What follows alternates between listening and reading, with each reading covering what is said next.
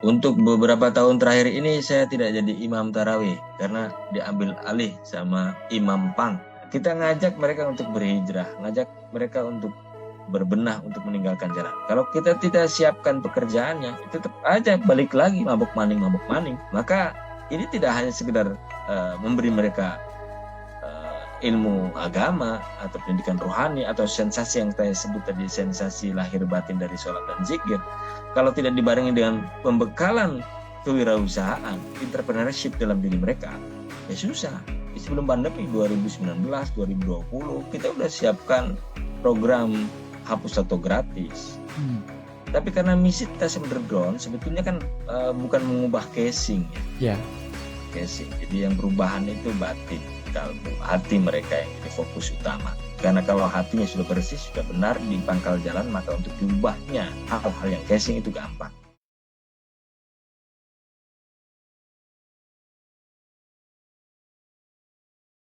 Assalamualaikum warahmatullahi wabarakatuh. Halo, apa kabar Tribuners? Hari ini Agung kembali hadir dalam program On Cam Every Night spesial Ramadan.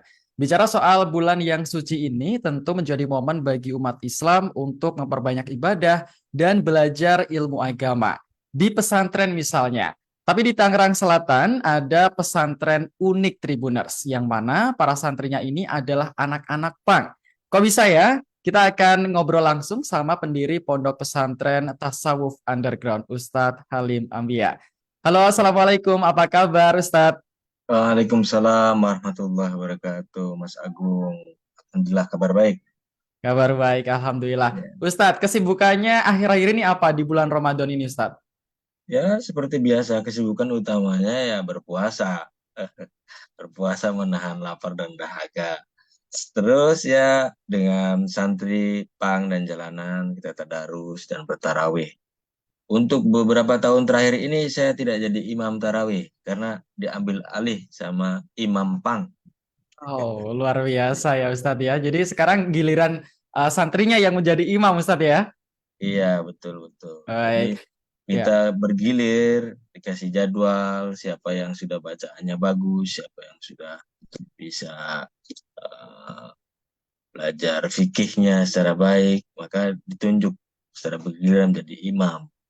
Baik, luar biasa. Ini menarik ya Ustadz ya, bicara soal pesantren yang Ustadz dirikan seperti itu. Berarti memang para santrinya ini adalah anak-anak jalanan dan juga anak pang. Mungkin bisa diceritakan Ustadz, bagaimana awal terbentuknya pesantren ini? Kok bisa para santrinya ini berbeda dari kebanyakan pesantren pada umumnya? Ya, ini sebetulnya saya merekrut mereka sejak 2017 ya. Saya lihat mereka yang berkecimpung di dakwah seperti ini jarang. Terus anak pang, anak jalanan, kita lihat banyak di tepi-tepi jalan, di apa namanya pasar, stasiun ataupun terminal gitu. Eh, Mereka juga melanggar perda gitu ya, terus sering membuat kekacauan. Tapi mereka ini anak-anak Muslim, tapi tidak tersentuh oleh dakwah. Saya berusaha mencoba mendekati mereka, ternyata saya diterima karena memang mereka sebetulnya merindukan jalan pulang. Sebetulnya mereka ingin berbenah, apalagi yang usia mereka di atas 20 tahun.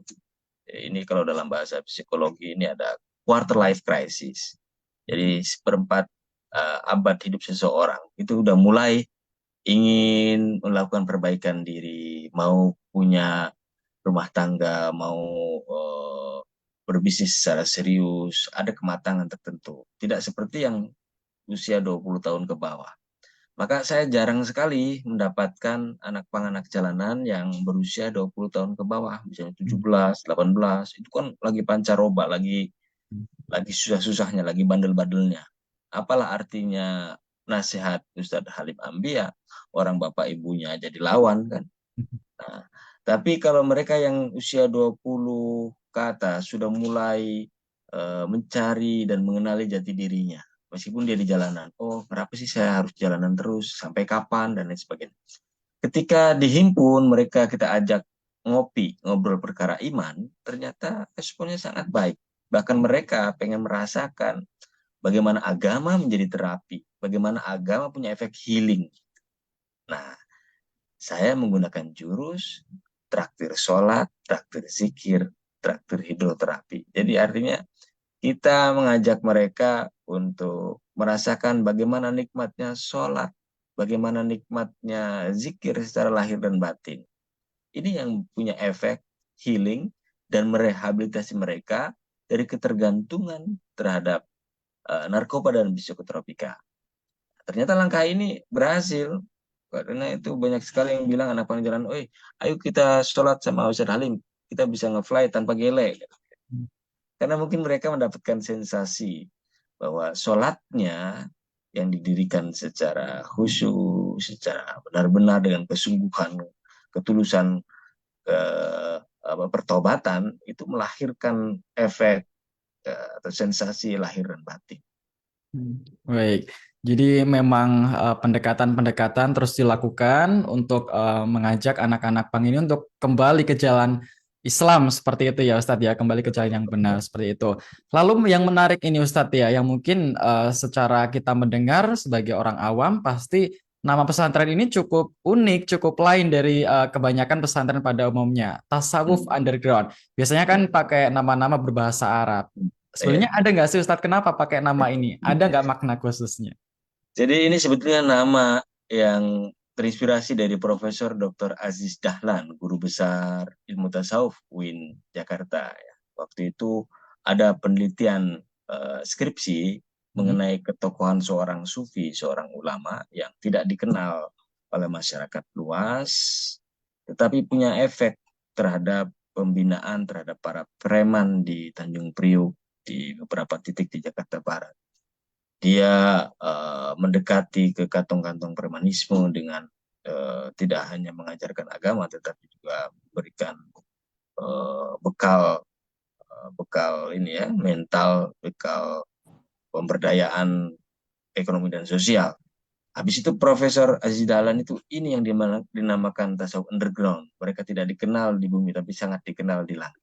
Hmm. Dia artinya hadir di tengah-tengah masyarakat sebagai orang yang punya pengaruh, tapi dia tidak banyak dikenal. Nah, saya menjadikan nama itu untuk memposting kalimat-kalimat hikmah dari tasawuf, Hmm. dari kitab-kitab tasawuf ternama, misalnya dari karyanya Imam Al-Ghazali, dari Syekh Ibn Ta'ilah dalam Al-Hikam, dari Syekh Abdul Qadir Jalani, yang saya posting di media sosial secara underground, agar orang bisa maksudnya bisa belajar ilmu tasawuf, bisa belajar agama tanpa harus diketahui banyak orang, bisa dibaca di bis, bisa baca di mobil, di kantor, di kamar, atau di kampus. Itu kan secara underground dia belajar. Tapi yang saya posting adalah sumber rujukan ilmu tasawuf. Jadi sebetulnya ini sangat akademik ya.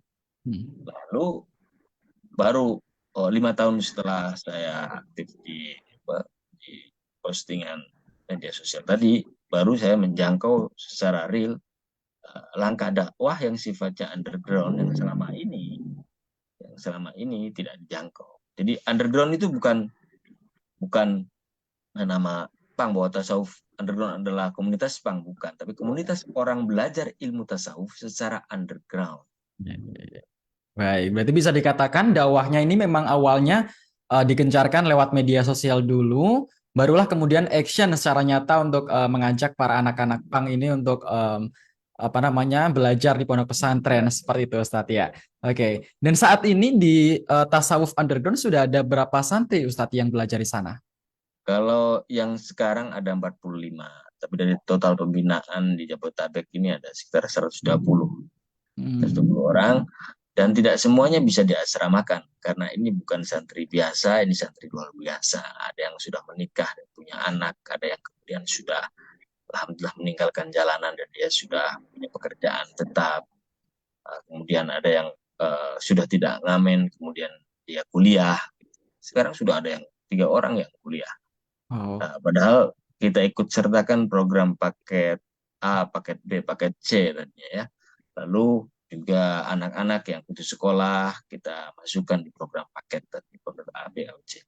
Di situ juga pada saat yang sama mereka yang ikut mengaji dengan saya juga ikuti program pemberdayaan ekonominya, bisa ikut bisnis cucian mobil ya, jasa cucian mobil, kita pakai hidrolik, kita punya bengkel motor dan penjualan motor custom, lalu kita buka lapak untuk penjualan buah-buahan, karena kita dekat rumah sakit, kita jual pisang, kita jual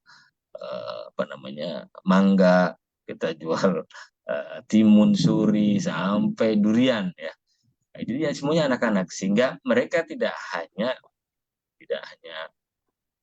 mengaji, tetapi juga belajar berwirausaha.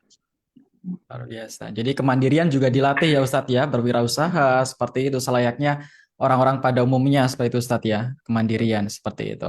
Dan saat ini kita juga sudah tergabung dengan salah satu santri Tasawuf Underground. Kita sudah terhubung dengan siapa ini? Mungkin Bang Doi, betul? Ya, betul. Halo, Assalamualaikum Bang Doi. Waalaikumsalam. Oke, bagaimana kabar Bang Doi? Puasanya lancar hari ini? Alhamdulillah. Alhamdulillah lancar. Bang Doi, mungkin bisa diceritakan bagaimana awal mula dulu bisa bergabung di pesantren yang didirikan oleh Ustadz Halim ini. Dulu Bang Doi ini anak pang seperti apa hingga akhirnya bisa diajak oleh Ustadz Halim untuk belajar di pesantren. Oh, kalau awalnya itu saya lagi mau nonton acara di Jakarta, sebenarnya di daerah apa? Daerah Jakarta di Senayan. Itu Hmm, memang band dari luar sih. Dan memang idola saya juga. hmm, Kemudian itu saya nongkrong di daerah Tebet bareng-bareng teman-teman di situ. Yang nggak ngajak ketemu kota tempat udah pengajian di daerah Tebet, kalau Tebet udah berjalan 2 minggu. Saya jalan dari Tanah Abang kan, ikut nongkrong-nongkrong gitu, rame kan, kirain ada apa gitu ya kan, ternyata ada pengajian sama Ustaz, terus tertarik, memang udah capek juga ada jalan, hmm, beneran udah memang udah tersilah jenuh di jalan ya kan, akhirnya memutuskan untuk ya berbenah belajar apa mengaji gitu, padang beliau di daerah apa di pusat, beneran juga tinggal di tempatnya beliau, di kantornya beliau dijadikan buat kita apa berwirausaha gitu, diajak latihan tablet segala macam. Alhamdulillah sampai sekarang saya bertahan. baik. Berarti sudah berapa lama belajar di pesantren Tasawuf Underground ini, Bang Doi? 4 tahun, 4 berjalan 4 tahun. tahun ini. Baik, Ya, baik, luar biasa. Jadi cukup ini ya, cukup lama juga ya untuk belajar di pesantren hingga saat ini dan masih bertahan sampai saat ini. Lalu setelah masuk Bang Doi, apa yang dirasakan? Yang dulunya di jalanan seperti itu, kadang tidak punya tempat bernaung, akhirnya bisa bergabung di lingkungan yang sangat berbeda seperti itu, yang lingkungan yang benar-benar mengajarkan ilmu keagamaan. Apa yang dirasakan saat itu? ya, banyak hal sih ya, pertama dari segi agama ya kan, yang dulunya Hmm. sekedar kayak bulan puasa gini, kita nggak pernah puasa, sekedar menghormati teman-teman yang puasa atau masyarakat yang puasa, kita ikut puasa bareng bisa sampai full, sampai apa 30 hari, dan juga bisa bareng-bareng taraweh bareng di sini, bisa apa jadi imam bareng-bareng buat anak-anak gitu. Satu hal yang belum saya dapat di jalan gitu, Hmm. imamin bareng-bareng, imamin orang guru saya kan Pak Ustadz. Jadi kadang deg-degan juga, kadang bacaan atau hafalan yang salah gitu. Jadi ada sesuatu yang spesial lagi, sesuatu yang hal yang gak dapat saya dapat di jalan gitu. Terus juga saya nggak nyangka bisa menyambang sekolahan gitu, waktu kuliah disekolahkan oleh beliau sampai sekarang udah masuk semester 6, suatu hal yang luar biasa. Saya di jalan nggak ada pikiran mau kemana, penting ya jalan aja gitu ya kan, penting kalau udah tua mungkin cari kerja, banyak hal yang saya dapat nggak bisa saya ungkapkan dengan kata-kata. Mungkin buat beliau ya semoga sehat selalu, terus kita mau bimbing kita terus gitu aja, dan bikin beliau bangga. Kalau materi atau apapun saya nggak bisa balas gitu. Amin. Jadi sangat bersyukur ya Bang Doy ya bisa bergabung dengan rekan-rekan sesama anak pang dan juga belajar Islam bersama-sama di sana. Oke, lalu Bang Doy di kegiatan bulan Ramadan 2024 ini apa saja yang keseharian dilakukan? Ada perbedaan nggak mungkin yang menonjol dengan hari-hari sebelumnya biasanya? Ya kalau yang menonjol paling ya itu tadi makan nafsu dari puasa Mm-mm. dari badai apa imsak sampai apa sampai puasa ya kegiatannya kalau ya puasa terus kita tarawih bareng tadarus ya kalau di jalan kan ya paling puasanya puasa beduk gitu puasa nunggu beduk apa buka kalau sini kan insya Allah bisa fokus sampai nanti sampai apa lebaran. Amin amin lancar selalu ya Bang Doy ya. Oke, oke kita kembali ke Ya Ustadz. bang. Ya, kita kembali ke Ustadz Halim Ampiani. Ustadz, untuk mendirikan dan juga mengelola sebuah pesantren ini kan tentu juga perlu niat yang kuat dan usaha yang luar biasa seperti itu. Lalu bagaimana pondok ini tetap bisa bertahan hingga sekarang, Ustadz? Untuk operasionalnya dan mengelolanya seperti apa kira-kira? Mungkin bisa diceritakan. Sebetulnya kalau keseringan diwawancara Tribunus ini bisa bahaya ini. Karena dianggap viral dan banyak duitnya. Ya, semakin banyak kita diwawancara, semakin mempersulit kita cari beras. Begini. Jadi alhamdulillah kita kan ada dalam naungan yayasan Hmm. keluarga saya. Lalu kemudian dibantu oleh jamaah Hmm. saya, jamaah Facebookia, jamaah Instagramia, jamaah TikTokia ya, jamaah YouTubea yang menyaksikan secara nyata dan mengikuti perkembangan tasawuf underground melalui media sosial. Itu yang membantu kita. Lalu alhamdulillah sekarang masuk Basnas juga. Alhamdulillah. Basnas memberikan sewaan karena itu kita kan sewa ruko 3 lantai Hmm. buat asrama, buat kafe, ya, buat laundry kiloan dan apa namanya sablon kan. Lalu kita juga menyewa menyewa buat tempat usaha, buat car wash ya, cucian mobil, buat bengkel dan sebagainya. Itu kan butuh pendanaan. Alhamdulillah kita disupport oleh Basnas gitu. Hmm. Tapi karena ini apa yang dilakukan tasawuf underground kan tiap saat ada perekrutan. Jadi misalnya cucian mobil dan bengkel itu bisa menghidupi 15 orang, Hmm. 15 anak. Lalu misalnya bengkel 1 orang, penjualan ini 4 orang, ini 2 orang. Selebihnya itu kan juga eh, butuh pendanaan. Ya. Dia yang belum bekerja. Padahal anak-anak yang mengaji dengan saya itu diharapkan bisa melepaskan mereka dari ketergantungan jalanan kan. Hmm. Maka ini perlu dicarikan pekerjaan lagi, perlu dicarikan makan. Jadi makanan anak-anak di pondok ya saya yang harus carikan gitu. Mereka yang belum punya pekerjaan tetapi mereka berani berhijrah gitu, berani melepaskan ngamen gitu misalnya. Ini kan kita harus siapkan. Tapi alhamdulillah selalu ada jalan ya, selalu ada jalan. Karena kita memang kita paksakan anak yang nggak bisa mencuci untuk mencuci ya susah. Kalau dia bakatnya di bengkel ya sudah di bengkel.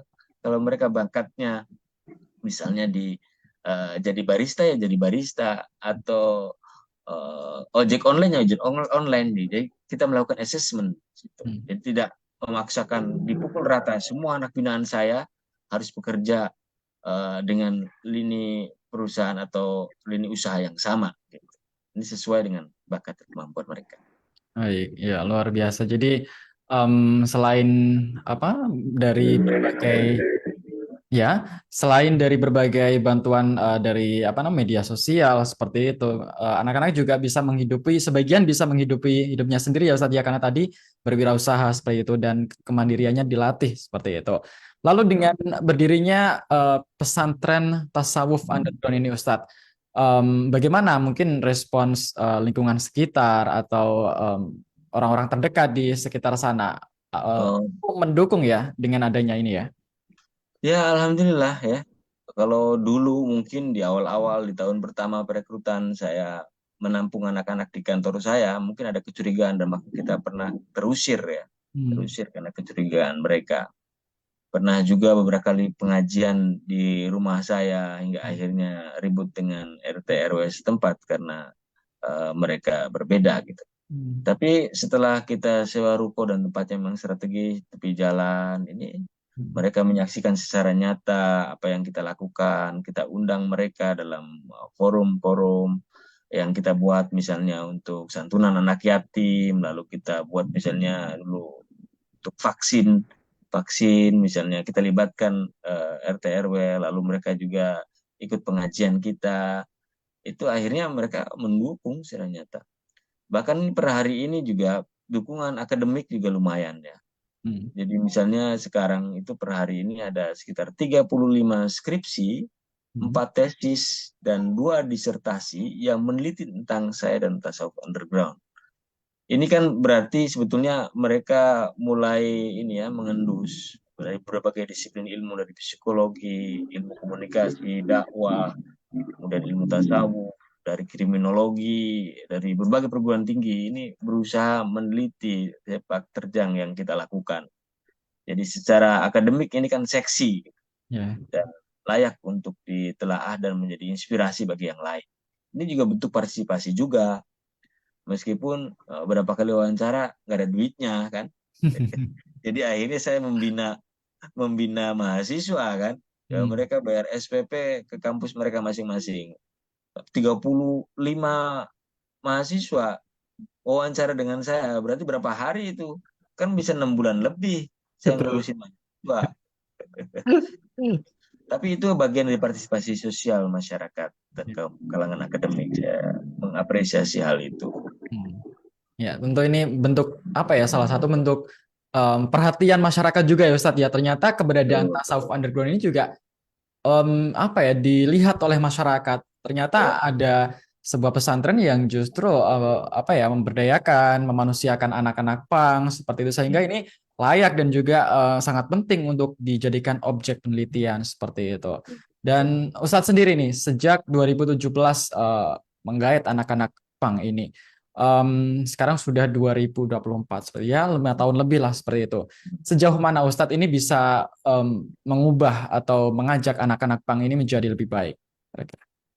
Jadi sebetulnya ketika mereka ikut konsep rehabilitasi kita secara baik, sebetulnya mereka nyaris semuanya 80% lebih berubah. Mereka diam saja di pondok, itu perubahan bagi saya. Misalnya dia di pondok itu kan tidak melakukan pelanggaran perda atau pelanggaran norma agama. Tapi kalau misalnya dia di perempatan jalan, itu melanggar peraturan pemerintah, peraturan perda. Ya. Apalagi nongkrongnya sesama anak pang, anak jalanan, pasti mengonsumsi psikotropika. Ya. Jadi adanya dia nggak belajar, diam saja di pondok, itu keberhasilan, ada perubahan. Apalagi kemudian dia mulai step by step dari titik nol untuk belajar, tidak malu-malu untuk mengaji sejak awal. Misalnya kayak Wadoy tadi, Doi itu nggak punya mimpi sama sekali dia bisa kuliah kan, tapi akhirnya bisa kuliah sekarang sudah semester 6 ya. Lalu dia tidak punya cita-cita sama sekali bisa baca Al-Quran. Sekarang bisa baca Al-Quran, menjadi imam bagi keluarga waktu pulang dia ke Palembang. Ini kan berarti sesuatu, ada perubahan. Mindset dia yang tadinya frame mindset dia itu pengamen, meminta-minta di jalanan, itu kan perlahan hilang. Kalau kita bisa mengalihkan, artinya di situ kita mengajak anak pang, anak jalanan. Dia itu kan punya income harian dari mengamen. Bisa 150, bisa 200.000, bisa 300.000 kalau tatonya sekujur badan. Karena daya pikat kan. Kita ngajak mereka untuk berhijrah, ngajak mereka untuk berbenah untuk meninggalkan jalan. Kalau kita tidak siapkan pekerjaannya, itu tetap aja balik lagi mabuk maning. Maka ini tidak hanya sekedar memberi mereka ilmu agama atau pendidikan rohani atau sensasi yang saya sebut tadi, sensasi lahir batin dari sholat dan zikir, kalau tidak dibarengi dengan pembekalan kewirausahaan, entrepreneurship dalam diri mereka, ya susah. Jadi harus seimbang antara duniawi dan ukhrawi tadi. Betul, ya. Dengan begitu bisa membimbing mereka menjadi mandiri dan siap nantinya seandainya terjun ke masyarakat, mereka siap hidup layaknya orang biasa pada umumnya, Ustadz ya. Betul, Baik. betul. Oke. Selanjutnya Ustadz, mohon maaf nih, biasa untuk anak-anak pang yang saat ini menjadi santri ini kan kalau kita lihat di media sosial Instagramnya Tasawuf Underground, mereka kan apa ya berpenampilan ya masih penampilannya masih mungkin terlihat seperti anak pang seperti itu, bertato, bertindik dan sebagainya. Kalau di pesantren sendiri, apakah mereka ada keinginan mungkin untuk menghapus tanda-tanda tersebut seperti itu? Oke, kayak gini. Itu sudah program kita pernah laksakan di sebelum pandemi 2019, 2020. Kita udah siapkan program hapus tato gratis. Hmm, Tapi karena misi tas underground sebetulnya kan bukan mengubah casing ya, ya, casing. Jadi yang perubahan itu batin, kalbu, hati mereka yang jadi fokus utama. Karena kalau hatinya sudah bersih, sudah benar di pangkal jalan, maka untuk diubahnya hal-hal yang casing itu gampang. hmm, Beralih kepada persoalan tato. Tato yang bisa dihapus itu yang senti, 2 senti, 5 senti. hmm, Itu pun prosesnya nggak cukup 6 bulan. Sekali ditembakkan pakai laser, bulan berikutnya panas, terus gatal, luar biasa. Beberapa senti saja yang hapus. Berapa anak jalanan binaan saya juga dihapus, lebih dari 15. hmm, Tetapi di titik tertentu yang mungkin mengganggu banget di muka, dekat mata, dan sebagainya. Dan hanya beberapa senti. Nah, sebagian santri saya hampir sekujur tubuh. Loh, kapan mau mengaji? Dia bisa merasakan gatal dan panas sepanjang tahun itu. Kalau sekujur tubuh seperti itu, tetap rusak lagi. Maka saya tidak jadikan prioritas utama untuk penghapusan tato. Yang penting hentikan, jangan bertato lagi, dan jangan jadikan sebagai alasan pembenaran untuk itu, ya, untuk melakukan sembarangan merusak tubuh gitu loh. ya. Gara-gara misalnya jatuh cinta sama seseorang, tulis inisialnya Yuli. Begitu ketemu Lia, ditulis Lia gitu. Begitu ketemu Dian, tulis Dian. Itu kan mereka sebetulnya mentato itu kan mau mengabadikan kisah kehidupannya. Sekarang abadikan, jangan di fisik, tapi yang di hal yang sifatnya fisikis ya. Abadikan dalam hati. Baik, luar biasa. Tapi ini menjadi pelajaran tentu juga ya Ustadz ya. Jangan melihat orang dari covernya saja, tapi juga dilihat dari hatinya. Seperti itu ya Ustadz ya. Baik. Betul. Oke, saya kembali ke Bang Doi. Terakhir Bang Doi. Ini sekarang kan juga sudah mulai berubah nih di pesantren Tasawuf Underground seperti itu. Rencana ke depan, pengen terus belajar di pesantren ini, mengabdikan diri untuk pesantren ini, atau mungkin ke depan ada keinginan untuk balik ke masyarakat, hidup seperti biasa, atau seperti apa? Ya, mungkin ya saya nggak bisa jauh dari beliau, dari guru gitu. Mungkin saya bisa. Kalau nggak di udah berkeluarga, saya pengen tinggal di sini daerah dekat kemana. Ya biar bisa bantu-bantu beliau juga. Juga biar bisa merangkul teman-teman yang lain biar bareng-bareng belajar di sini gitu. Benar. Baik. Intinya tetap istiqomah ya, Bang Doy ya, tetap belajar dan juga nanti apapun yang terjadi di masa depan siaplah itunya. Misal disuruh mengabdi atau apa namanya kembali ke masyarakat semuanya siaplah karena sudah belajar di pesantren, sudah dibekali wirausaha juga, ilmu agama juga. Jadi sewaktu-waktu menghadapi masalah apapun di masa depan siap seperti itu ya, Bang Doy ya. Baik. Ya, Amin. Semoga lancar selalu Bang Doy ya ke depan kita sama-sama berdoa untuk para santri juga di Tasawuf Underground supaya lancar juga belajar agamanya dan juga menjadi pribadi yang lebih baik. Amin ya rabbal alamin. Oke, terakhir ini untuk amin. Ustadz Halim Ambia. Adakah pesan mungkin yang pengen disampaikan? Jika dari apa ya berkaca dari hal-hal yang Ustadz Ya, lakukan mendirikan pesantren oke. hingga akhirnya mengajak para anak pang ini. Ya. Saya berharap apa yang kita lakukan ini menginspirasi dan menjadi daya gugah bagi masyarakat untuk peduli dan punya empati terhadap anak pang, anak jalanan. Dengan cara yang mungkin yang berbeda sesuai dengan kemampuan masing-masing. Tapi satu hal yang bisa saya bagi di sini. Salah satu penyebab utama mengapa mereka di jalanan, mereka tercerabut dari akar keluarga, mereka tidak mau mendengarkan nasihat orang tua, mereka kemudian memilih jalanan, memilih narkoba, memilih psikotropika. penyebab utama yang paling berbahaya dan paling susah diubahnya adalah karena broken home. Apalagi mereka yang menyaksikan kekerasan yang dilakukan oleh orang tuanya, atau menyaksikan konflik rumah tangga bapak ibunya, atau melakukan tindakan seorang ayah melakukan kekerasan kepada ibunya, ini akan terekam dan sangat berbahaya. Selama ini anak-anak yang susah, yang bengal, yang susah diatur, yang susah dikembalikan pada pangkal jalan adalah mereka yang pernah mengalami broken home. Maka mari jaga keluarga kita baik-baik. Baik, ya itu dia pesan dari Ustadz Halim Ambia, karena awal keluarga adalah menjadi pendidikan yang pertama ya Ustadz ya untuk anak-anak. Jadi harus ini juga menjadi pembelajaran untuk Tribuners yang hari ini nonton, bagaimana orang tua harus mendidik anaknya dengan baik seperti itu, dan jangan sampailah ada yang sampai menjadi anak-anak jalanan atau anak pang, dan harapannya juga terus menjadi anak-anak yang soleh dan juga soleha. Baik, terima kasih Tribuners. Itu dia cerita inspiratif dari Ustadz Halim Ambia yang mendirikan Tasawuf Underground, pesantren unik yang menampung anak-anak pang. Dan ternyata di sana nggak cuma diajari untuk belajar ilmu agama saja, tapi juga berwirausaha. Ini tentu menjadi inspirasi bagi kita semuanya. Dan di bulan Ramadan ini menjadi momen bagi kita untuk terus belajar kebaikan. Salah satunya juga belajar dari apa yang dilakukan oleh Ustadz Hambia. Semoga ini menginspirasi para Tribuners sekalian. Jangan lupa untuk terus saksikan program On Cam Every Night setiap malam hanya di kanal YouTube Tribun News. Download Tribun X sekarang. Menghadirkan lokal menjadi Indonesia.